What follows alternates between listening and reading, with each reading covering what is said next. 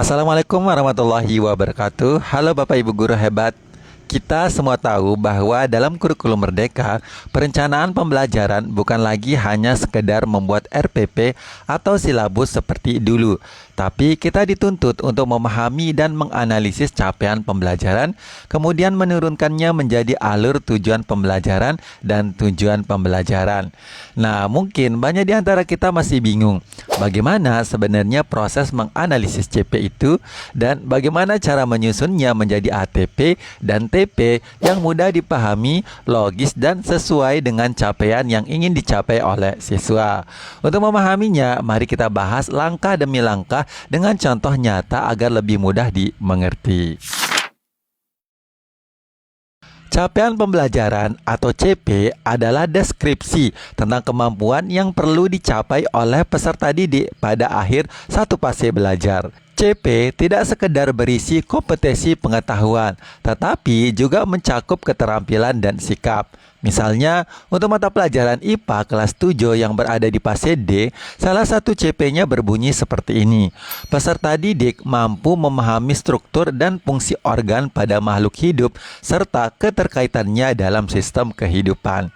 Kalimat CP ini memberikan gambaran besar bahwa di akhir fase D, siswa diharapkan mampu memahami organ dan sistem yang menyusunnya.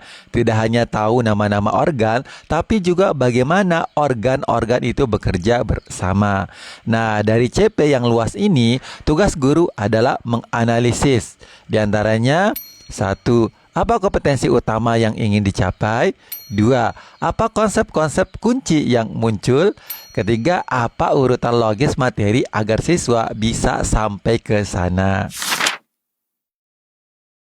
Setelah CP dianalisis, kita menyusunnya menjadi ATP atau alur tujuan pembelajaran. ATP bisa kita ibaratkan seperti peta perjalanan belajar yang menggambarkan langkah-langkah atau urutan pembelajaran yang logis untuk mencapai CP tersebut. Untuk contoh tadi, dari CP memahami struktur dan fungsi organ pada makhluk hidup, kita bisa mengembangkan ATP seperti ini. 1. Siswa mengenal sel sebagai unit terkecil kehidupan. Yang kedua, siswa memahami jaringan pada tumbuhan dan hewan. Yang ketiga, siswa menjelaskan struktur dan fungsi organ pada manusia dan hewan.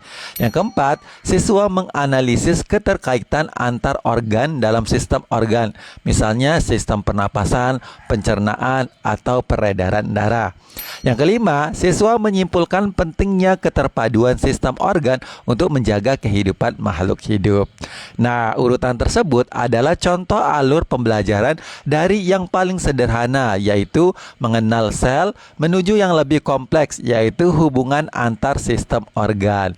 Itulah ATP, urutan logis yang membantu guru dan siswa memahami tahapan menuju capaian akhir. Langkah selanjutnya adalah menurunkan ATP menjadi TP atau tujuan pembelajaran.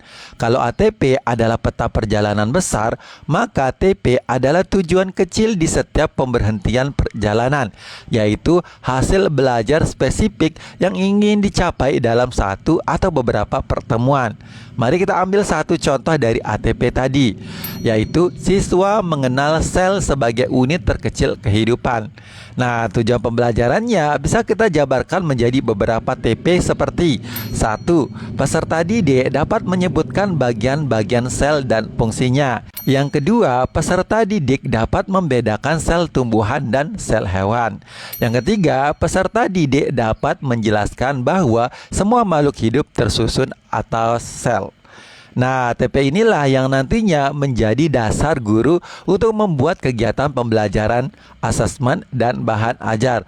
Misalnya, dari TP ini kita bisa merancang kegiatan seperti mengamati gambar sel melalui mikroskop atau video, mengidentifikasi organ sel, atau membuat model sel dari bahan sederhana. Semua kegiatan itu mendukung tercapainya TP, yang akhirnya akan membawa siswa menuju ATP dan kemudian ke CP. Kalau digambarkan proses seperti tangga belajar, di pucuk tangga ada CP, yaitu tujuan belajar yang ingin dicapai di akhir fase. Di tengah-tengah tangga ada ATP, urutan pembelajaran dari awal hingga akhir. Dan di anak tangga kecil ada TP, yaitu tujuan spesifik yang dicapai setiap pertemuan. Prosesnya adalah dari atas ke bawah untuk perencanaan, tapi dari bawah ke atas saat pelaksanaan. Artinya, guru menyusun dari CP dulu, tetapi siswa belajar dari TP kecil menuju CP besar. Agar lebih jelas, kita coba contoh lain. Misalnya bahasa Indonesia kelas 8. Salah satu CP-nya adalah peserta didik mampu memahami, menganalisis, dan memproduksi teks deskripsi, narasi, dan eksposisi dengan memperhatikan struktur dan kaidah kebahasaan. Di CP tersebut terdapat beberapa materi yang bisa diuraikan. Tapi di sini kita ambil yang teks deskripsi sehingga dari CP ini ATP-nya bisa berupa 1. Mengenali struktur dan ciri teks deskripsi. Yang kedua, menganalisis isi dan kebahasaan teks deskripsi. Yang ketiga, menulis teks deskripsi tentang lingkungan sekitar. Yang keempat, membandingkan teks deskripsi dan narasi. Untuk nomor 4 bisa ada dan tidak. Nah, lalu apa yang dilakukan? Jadi kita akan menyusun TP-nya. Misalnya untuk pertemuan pertama, peserta didik dapat menjelaskan pengertian teks deskripsi dan ciri-cirinya. Berikutnya, peserta didik dapat mengidentifikasi bagian-bagian teks deskripsi dari contoh bacaan.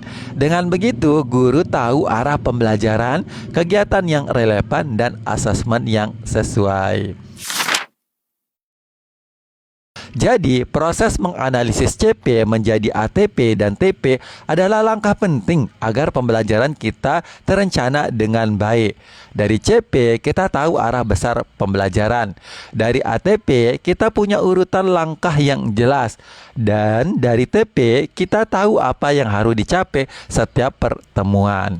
Dengan memahami ketiganya, guru bisa menyusun pembelajaran yang terarah, terukur, dan fleksibel sesuai dengan kebutuhan siswa. Ingat, kurikulum merdeka memberi kebebasan, tapi juga menuntut kita untuk berpikir sistematis. Menganalisis CP bukan hanya tugas administratif, tetapi bagian dari upaya kita membangun pembelajaran yang bermakna dan berpihak pada murid.